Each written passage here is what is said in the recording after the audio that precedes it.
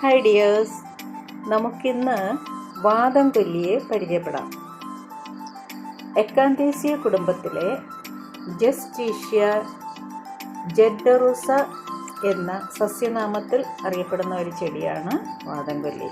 നമ്മുടെ നാട്ടിൽ സാധാരണയായി കണ്ടുവരുന്ന ഔഷധ ഗുണമുള്ള ഒരു കുറ്റിച്ചെടിയാണിത്.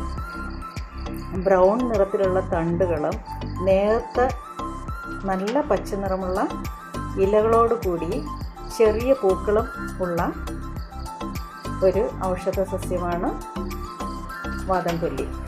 സന്ധിവാതം, ചുമ, ശ്വാസമുട്ടൽ തുടങ്ങിയ രോഗങ്ങൾക്ക് ഇതിൻ്റെ ഇലകളും വേരുകളും ഉപയോഗിച്ചു വരുന്നു.